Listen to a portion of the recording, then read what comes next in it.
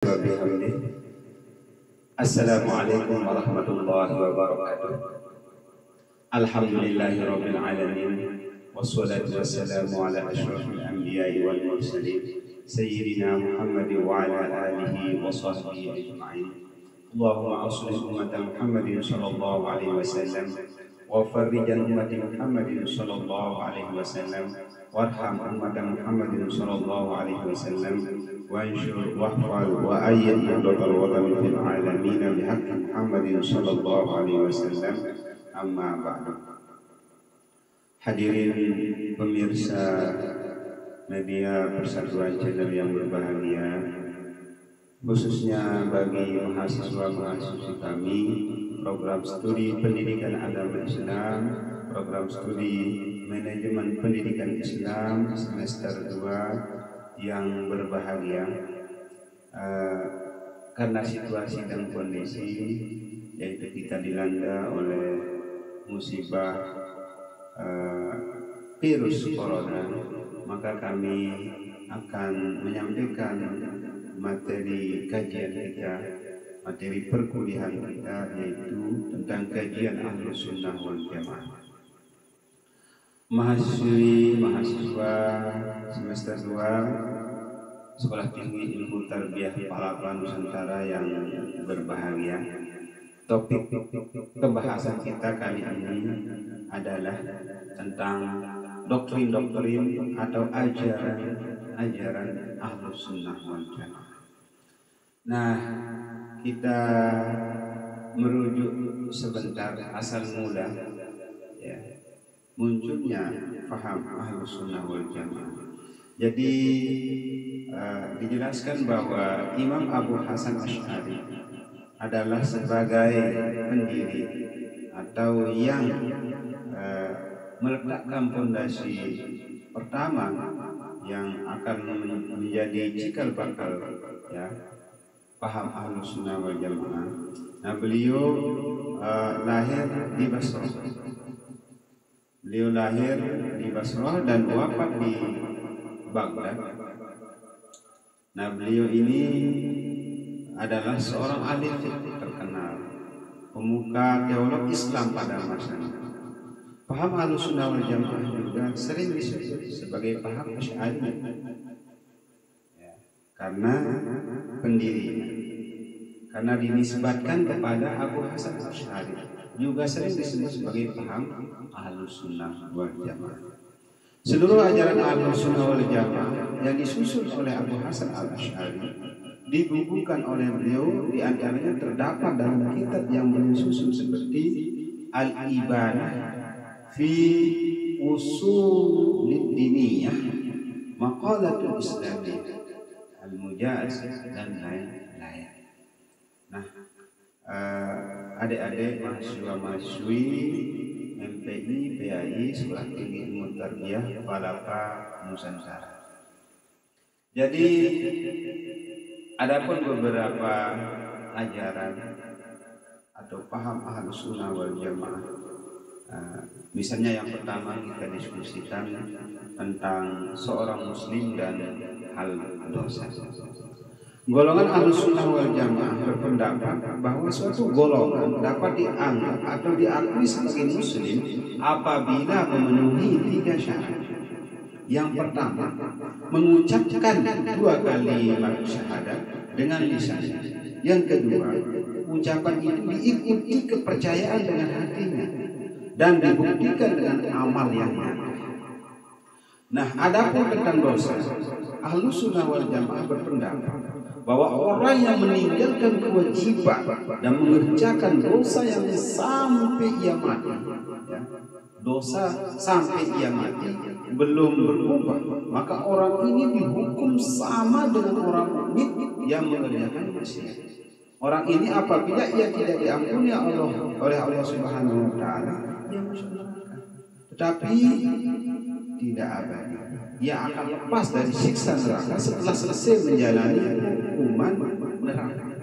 Tetapi ia juga akan merasakan nikmat karena imannya.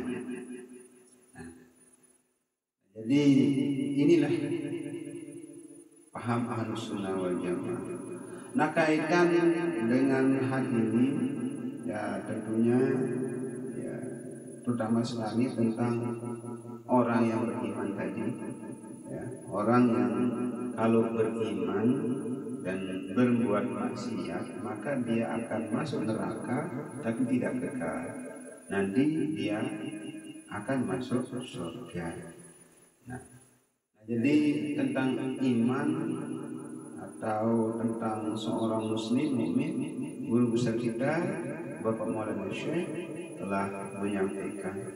Ya, beliau juga sebagai ya salah seorang ulama dunia, ulama nasional, ulama besar yang menyebarluaskan paham Ahlus Sunnah wal Jamaah. Sebagaimana dalam kajian kita yang lain bahwa beliau adalah salah seorang alumnus terbaik Madrasah As-Salatiyah, di mana beliau memiliki 4 ya masyayikh guru-guru beliau yang berpaham 4 mazhab, yaitu mazhab Hambali, mazhab Syafi'i, mazhab Maliki, dan mazhab Hanafi. Nah, beliau mengambil salah satu mazhab, yaitu salah satu imam, yaitu Imam Asy-Syafi'i. Nah, guru-guru beliau ya bermazhab yang 4 tadi.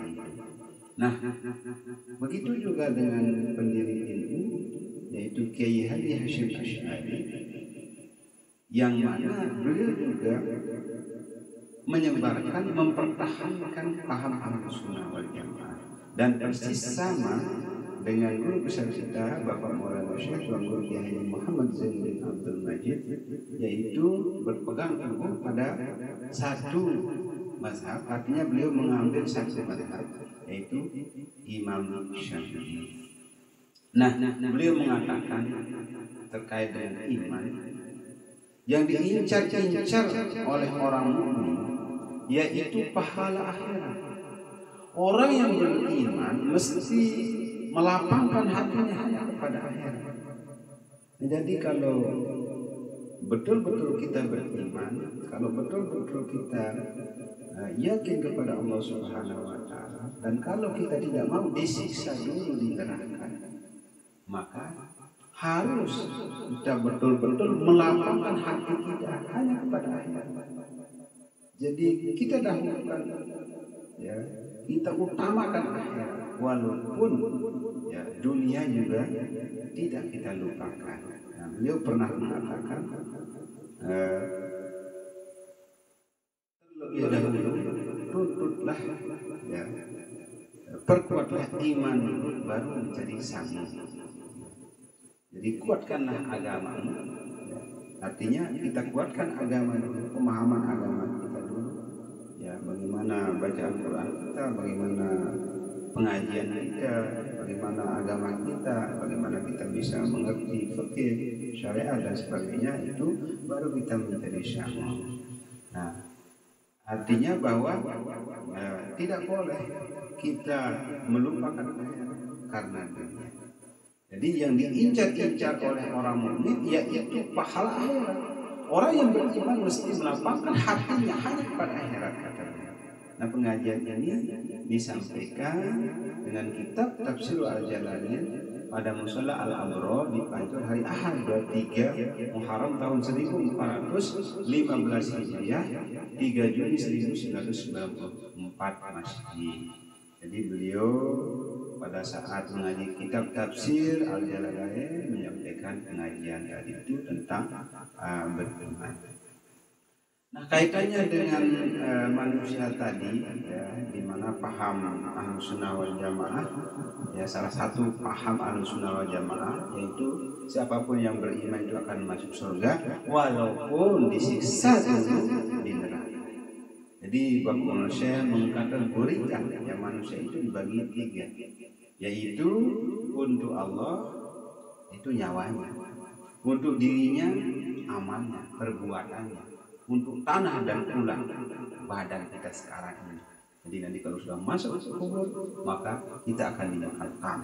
Nah, kemudian beliau mengatakan macam manusia itu dibagi 4, yaitu pertama, ini macamnya, bukan manusia, ya macam manusia itu.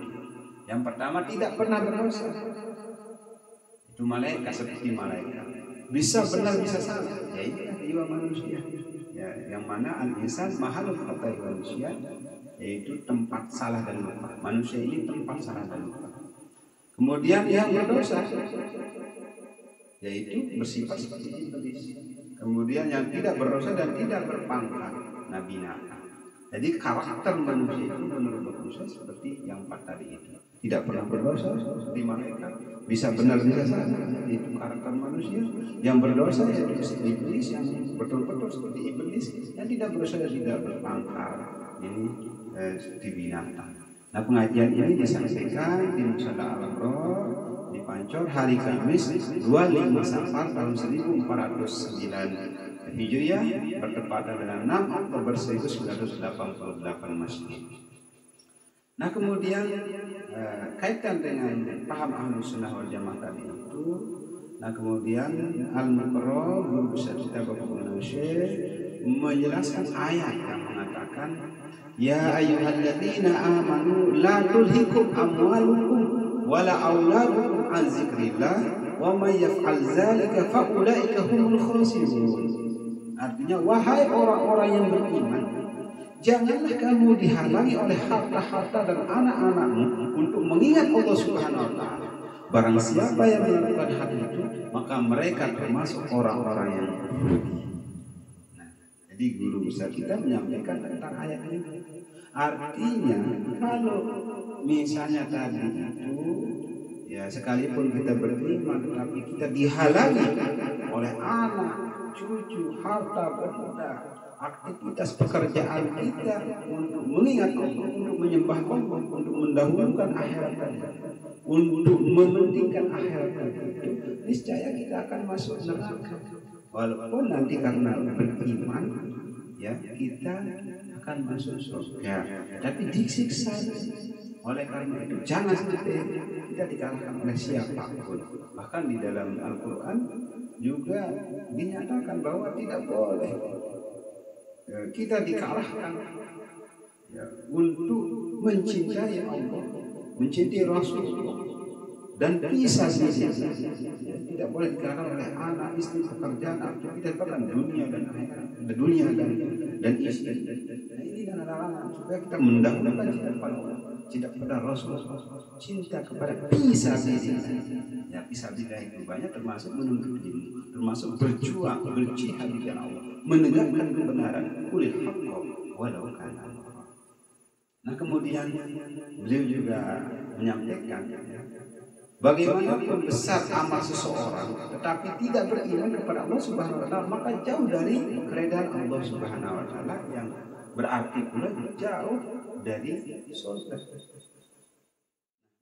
Jadi ini membuktikan paham, dia menguatkan paham Ahlus Sunnah secara menyeluruh, bahwa walaupun banyak amal ibadah, walaupun sumbangannya, walaupun perbuatannya, kemanfaatannya itu luar biasa besarnya, tetapi tidak beriman, maka tidak ada gunanya. Kalau tidak diridhai Allah, maka otomatis dimusuhi oleh Allah, dimurkai oleh Allah.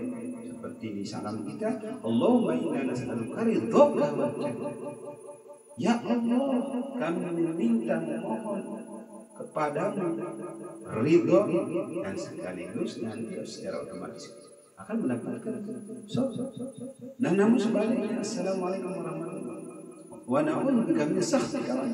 Jadi kalau kemurkaan, maka otomatis neraka yang kita dapatkan. Na'udzubillah min dzalik. Oleh karena itu, guru besar kita mengatakan, bagaimanapun besar amal seseorang tetapi tidak beriman kepada Allah Subhanahu wa taala, maka jauh dari keridhaan Allah Subhanahu wa taala.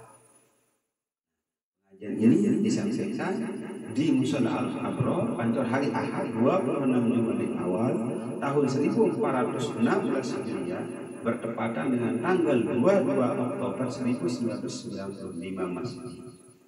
Nah, kemudian penjelasan ya, tentang paham Ahlussunnah wal Jamaah tadi itu ya, kaitan dengan orang yang beriman akan masuk surga. Nah, kalau bermaksiat, berbuat maksiat, berbuat dosa akan disiksa dulu di neraka, kemudian baru dimasukkan ke surga. Beliau mengatakan, ketahuilah sesungguhnya dari kesempurnaan yang wajib disyukuri adalah taufik untuk bertaubat dan syukur, dan itu tidak ada batasnya, tidak ada batasnya pada beliau. Nah, artinya bahwa kalau kita memahami ya, bahwa manusia itu tempat salah dan lupa, maka harus kita bersegera untuk bertaubat, harus segera kita sadar, harus kita kembali segera supaya ya, kita masuk surga bighairi hisab, ya, bukan masuk surga bi azabin nar dulu, ya, disiksa dulu, jadi bighairi hisab, tanpa dihisab. Nah, artinya bahwa langsung masuk surga. Nah, ini karena iman, jadi tidak cukup beriman saja, namun harus menjalankan perintah Allah dan menjauhi larangannya.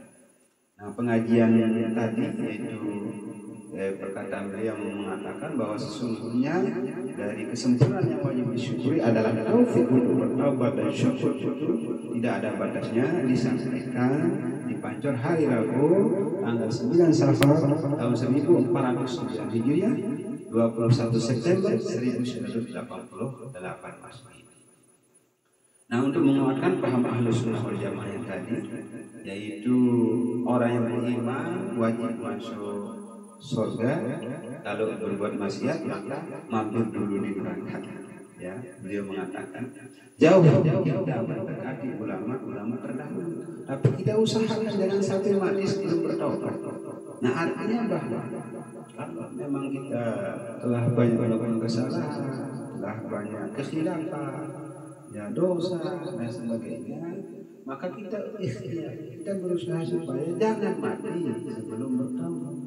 Artinya kalau kita misalnya lari, takutnya kita mati sebelum bertobat. Oleh karena itu, mari kita dawamul ibadah, selalu beribadah, menjaga diri kita, selalu mengantisipasi jangan sampai kita terjerumus, yaitu dengan bergaul dengan orang yang sedikit, bergaul dengan orang-orang yang bodoh.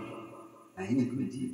Artinya bahwa di setiap kesempatan dimanapun kita berada, walaupun kita kerjakan dunia, mari jangan lupa membicarakan agama, jangan lupa berbicara tentang kekuasaan Allah Subhanahu Wa Taala, jangan lupa berbicara tentang Rasulullah SAW, jangan lupa berbicara tentang para imam, para sahabat, para tabi'in, para aulia, para asfiya, dan para alim ulama, para kiai, para donggu yang betul-betul yaitu ulama akhir. Nah, jadi perkataan beliau yang mengatakan kita ini sangat jauh yang mendekati ulama-ulama terdahulu, tapi kita usahakan jangan sampai mati sebelum bertaubat. Disampaikan di Musalla Al-Abrar, ya, kitab beliau saat itu yaitu kitab Faraid, ya, di Musalla Al-Abrar Pancor hari Senin 5 Rabiul Akhir tahun 1415 Hijriah 12 September 1994 Masehi.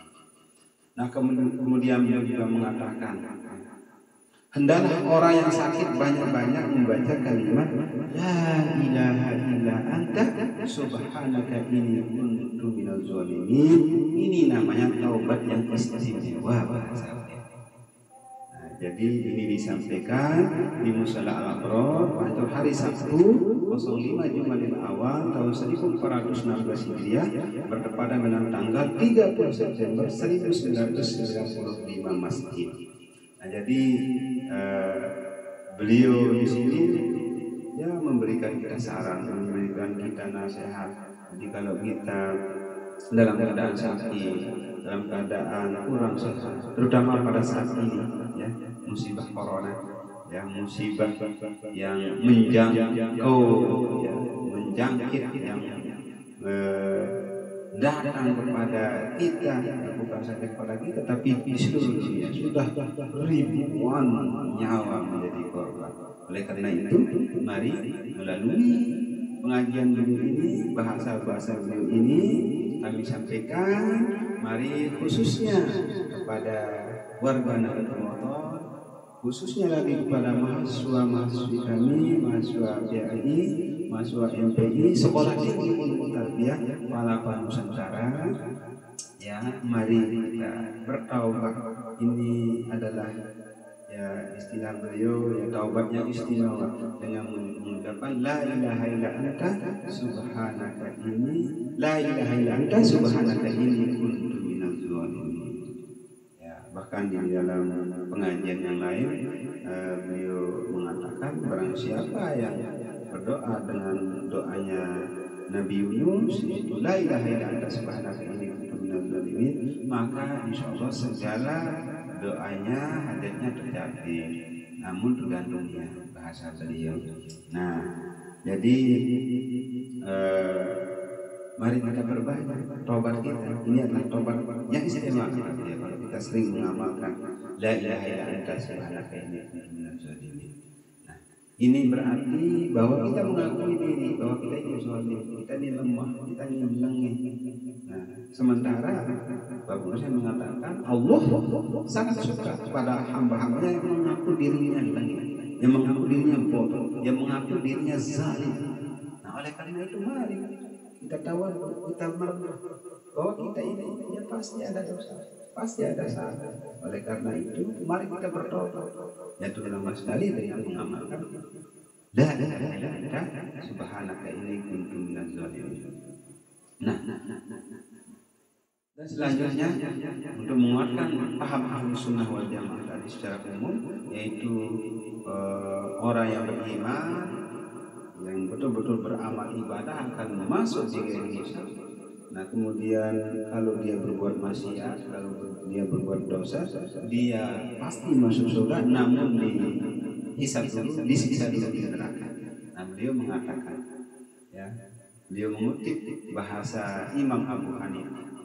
Nah, karena tadi itu dalam diskusi kita yang lain bahwa paham Ahlus Sunnah wal Jamaah berpegang yaitu yang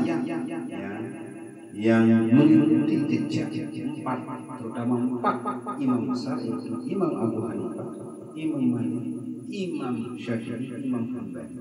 Nah, saya sering menyebut tentang imam ratusan telah sebutkan tentang kelebihan-kelebihan para imam, perjalanan para imam yang kami kutip hampir ratusan lebih ya, tentang bahasa-bahasa beliau tentang para imam. Nah, di antaranya adalah beliau mengatakan, mengutip kata Imam Abu Hanifah, kalau beliau tidak paham dalam satu ilmu, beliau mengatakan aku terlalu banyak dosa sehingga Allah tidak mau memberiku berpaham. Kemudian beliau pergi dan sholat 2 rakaat supaya paham dalam masalah tersebut. Nah, setelah Imam Abu Hanifah mengerjakan sholat, kemudian beliau memohon ampun dan beliau menangis. Nah, ini bahasa Bapak Maulana Syekh, yaitu mengutip perjalanan bahasa Imam Abu Hanifah. Nah, pengajian ini disampaikan dengan kitab Bughyatul Al-Mustarsyidin di Musnad Al-Albror Pancor hari Sabtu 27 Syawal tahun 1414 Hijriah bertepatan dengan tanggal 9 April 1994 Masehi. Nah, jadi di dalam pengajian ini ya, beliau menguatkan paham Ahlus Sunnah wal Jamaah tadi itu bahwa ya kita harus sering-sering bertobat, kita harus sering-sering mengaku diri berdosa, dan nah kemungkinan dengan sebab dosa tersebut seperti apa yang dikatakan oleh Imam Abu Hanifah, misalnya banyak dosa maka ilmu itu, kepahaman itu sulit masuk ya.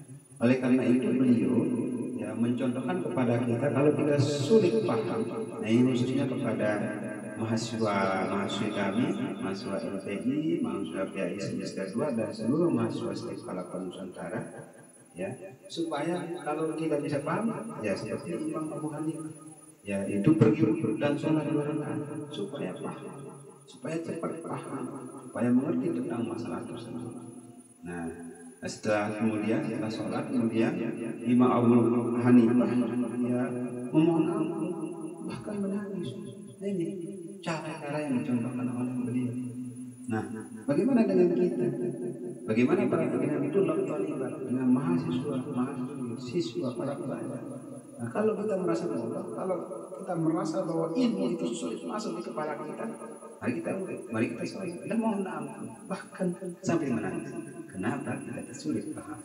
Dan inilah yang dilakukan oleh Imam Abu Hanifah. Dan mungkin itulah yang sering dilakukan oleh guru besar kita Abu Syekh. Sehingga beliau mengutip, membahasakan tentang contoh yang diberikan oleh Imam Abu Hanifah.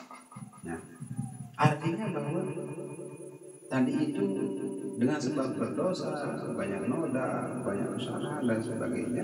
Kalau terus menerus dilakukan, maka akan menjerumuskan kita ke dalam neraka. Walaupun menurut paham Ahlussunnah wal Jamaah akan masuk surga, namun disiksa masuk dulu ke neraka, disiksa dulu berapa tahun, sudah hancur, sudah bosan, sudah siksa neraka itu sudah luar biasa dirasakan, baru masuk surga. Nah, jangan seperti doa guru besar kita supaya kita masuk surga bighairi hisab, dengan cara-cara seperti tadi. Nah, kemudian ya, untuk menguatkan paham Ahlussunnah wal Jamaah tadi, beliau mengatakan kalau berdoa jangan sampai tidak ada wudu, karena setiap tetesan air itu yang jatuh itu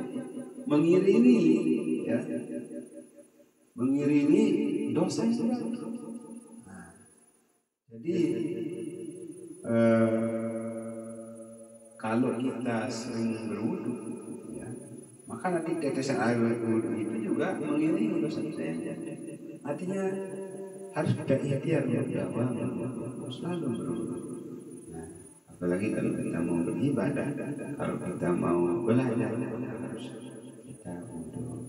Nah, jadi banyak sekali penjelasan tentang dosa yang kemungkinan akan bisa menjerumuskan kita masuk neraka lebih dulu. Nah, jadi beliau mengatakan ya, lebih-lebih pada zaman sekarang ini banyak yang meremehkan ulama, banyak yang menghina ulama, tidak menghidupkan ulama. Mungkin ya kita tidak sadar, tidak sengaja meremehkan ulama, namun sebab kelalaian tidak mau menjalankan perintah dan meninggalkan larangan, maka secara tidak sadar kita telah meremehkan ulama. Maka beliau mengatakan daging ulama adalah racun, maka barang siapa yang memakannya ia akan mati dengan dosa. Artinya begini, ya, kenapa beliau mengumpamakan daging ulama dengan racun? Artinya kalau kita meremehkan, kalau kita memusuhi para ulama, maka ibarat racun.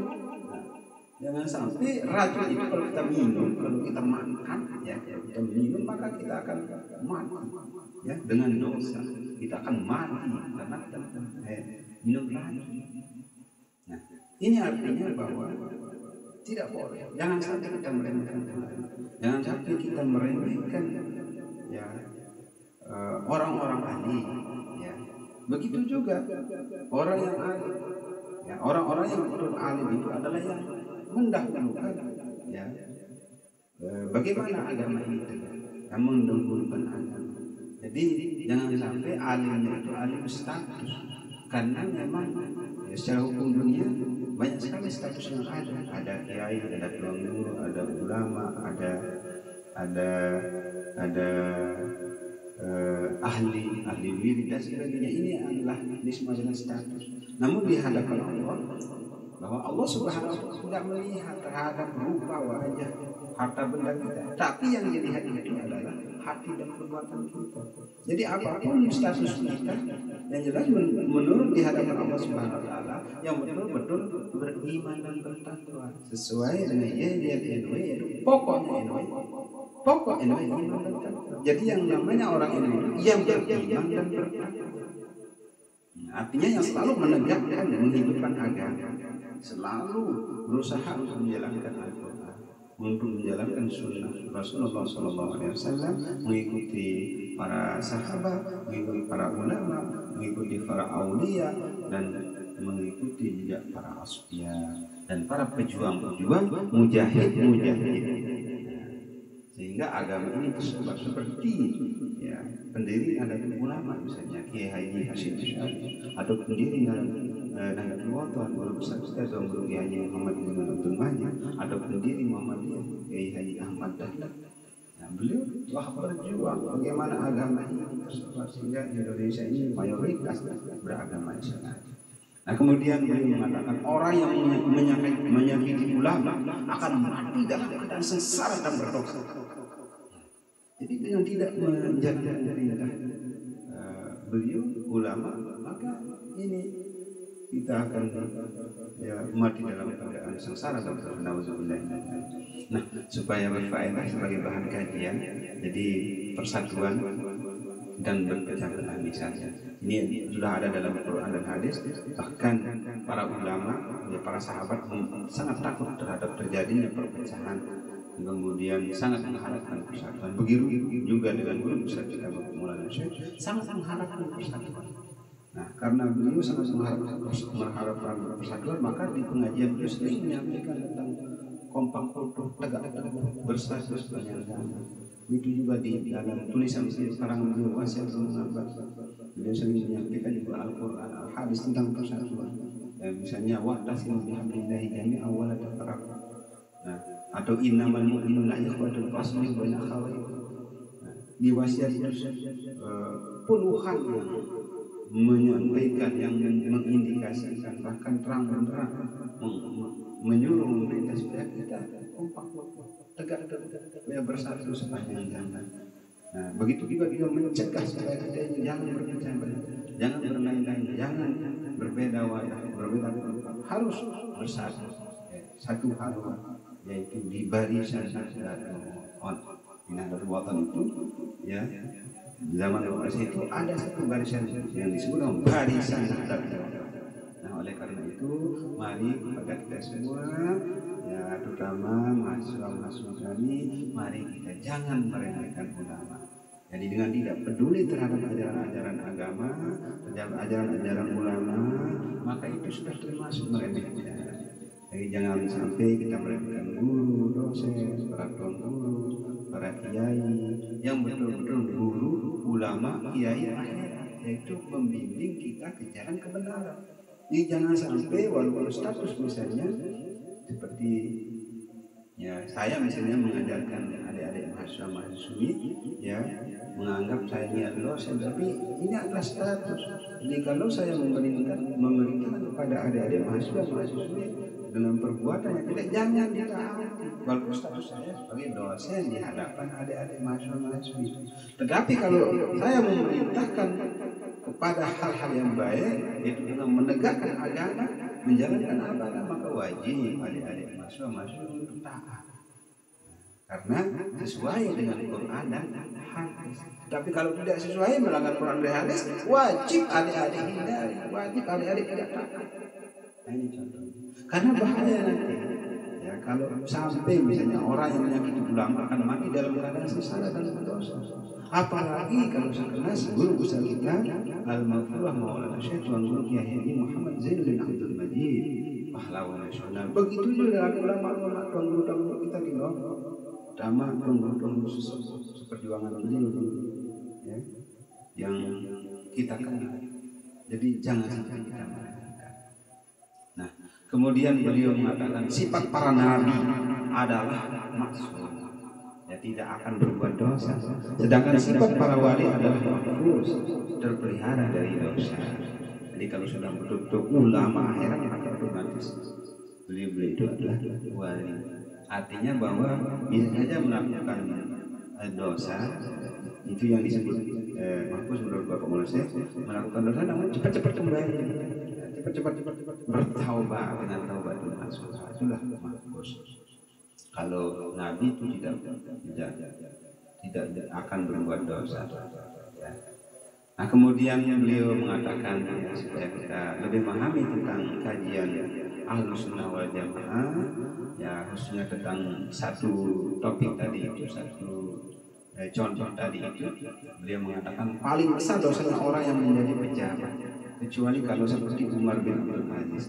Jadi hal-hal yang bisa membuat kita masuk ke neraka, Ya, walaupun kita beriman akan masuk surga, tetapi masuk neraka, mampir di neraka dulu, yaitu misalnya paling besar dosanya orang yang menjadi pejabat, kecuali kalau seperti Umar bin Abdul Aziz.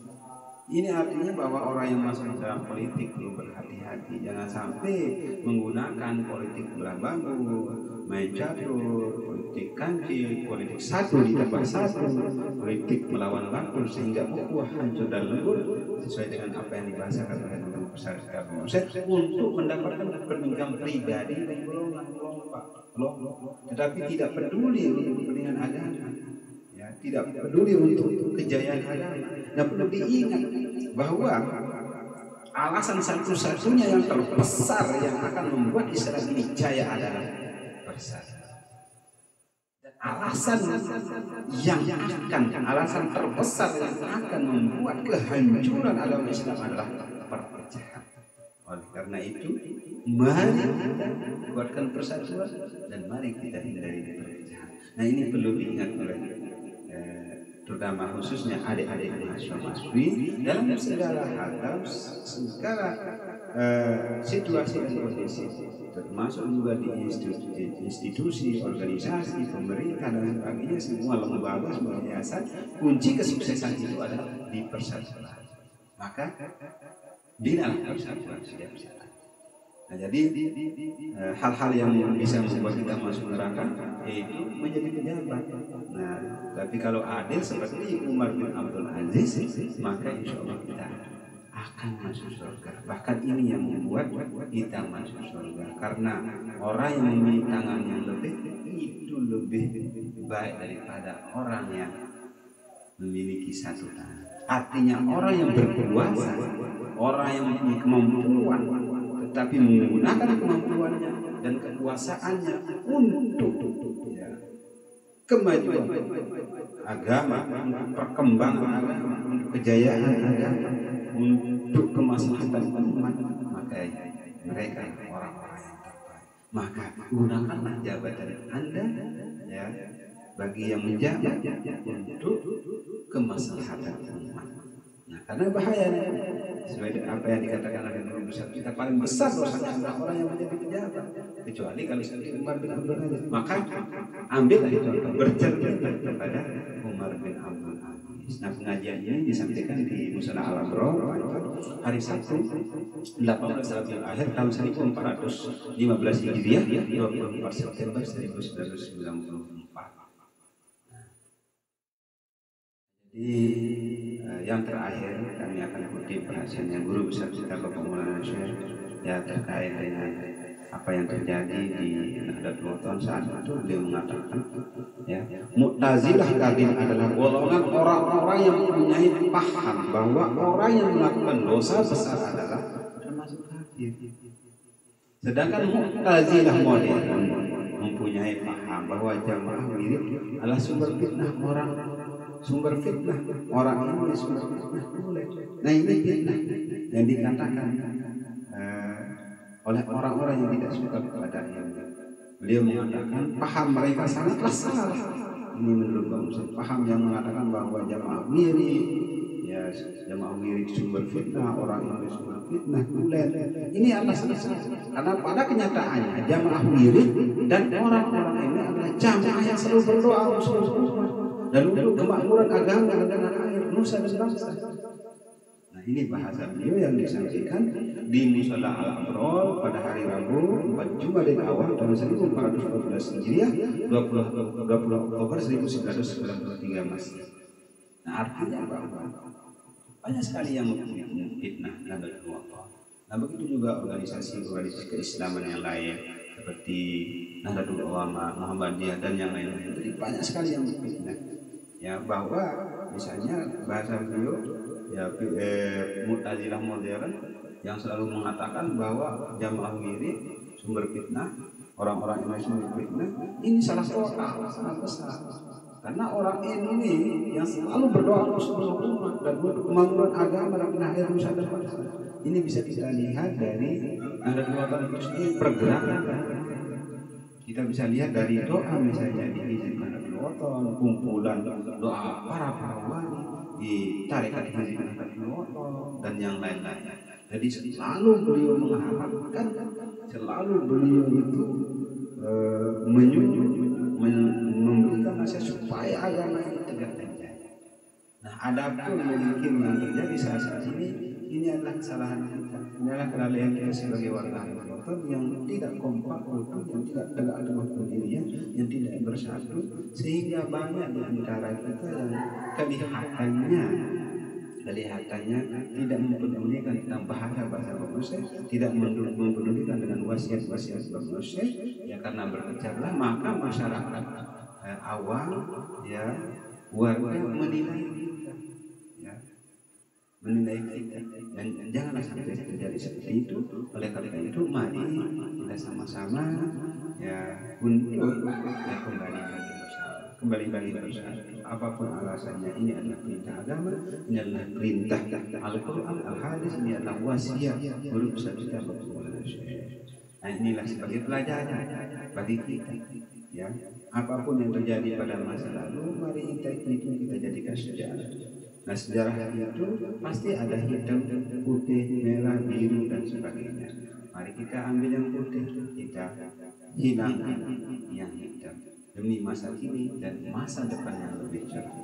Nah, jadi begitulah ya umat gitu. Jadi Mu'tazilah kadim bahasa beliau, itu golongan orang-orang yang mempunyai paham bahwa orang yang melakukan dosa besar adalah termasuk kafir. Nah, padahal menurut paham Ahlussunnah wal Jamaah, jadi kalau beriman mereka statusnya dosa besar, tapi tidak kafir, tapi beriman. Ya, tapi jangan sampai masuk ke munafik. Yang munafik itu sekarang beriman, nanti kafir, beriman, tidak sesuai dengan kenyataan. Bahkan berusaha untuk menghancurkan Islam dari dalam. Nah, ini yang perlu kita hindari, ya. Oleh karena itu kesimpulannya adalah ya pertama bahwa paham Ahlussunnah wal Jamaah yaitu paham yang meyakini bahwa orang-orang yang betul-betul beriman, bertakwa, beramal soleh itu masuk surga. Kemudian orang yang beriman tetapi melakukan dosa, melakukan kesalahan, maka dia akan mampir dulu ke neraka, disiksa dulu bertahun-tahun sampai hancur tubuh. Nah, setelah selama baru masuk surga. Nah, kemudian supaya jangan disiksa seperti tadi, jadi banyak sekali kami kutip ya bahasa-bahasa pengajian Bapak Syarli yang intinya bahwa kita harus mendahulukan akhirat. Artinya kalau memang mengerjakan dunia, niatnya untuk akhirat. Jadi akhirat itu diutamakan, kemudian selalu bertobat, kemudian ya jangan kita ya asal menuduh terutama organisasi Nahdlatul Wathon dan ulama dan yang lain-lain itu sumber fitnah. Karena kita melihat bahwa amal ibadah yang diamalkan di Nahdlatul Ulama, Nahdlatul Wathon dan organisasi keislaman yang lainnya sangat luar biasa. Misalnya di Nahdlatul Wathon ada hizib, ada foto, ada tarekat, ada jamaah dan sebagainya. Nah, mari kita kompak utuh, tegak teguh, bersatu sepanjang zaman demi kejayaan Islam. Dan inilah yang mampu kami sampaikan. Jadi banyak sekali pengajian-pengajian beliau yang mendukung ya kesepakatan tadi tentang satu titik pemahaman Ahlussunnah wal Jamaah, yaitu orang yang beriman masuk surga dan orang yang beriman tapi berbuat dosa itu masuk neraka dulu baru masuk surga. Nah, yang insya Allah nanti kita akan bahas kembali. Mudah-mudahan ada faedah dan manfaatnya bagi kita semua, terutama bagi adik-adik mahasiswa program studi PAI dan MTI Sekolah Tinggi Ilmu Tarbiyah Palapa Nusantara. Nah, demikianlah akhirul kalam. Allahumma muwaffiq wal hadi ila sabilir rasyad. Assalamualaikum warahmatullahi wabarakatuh.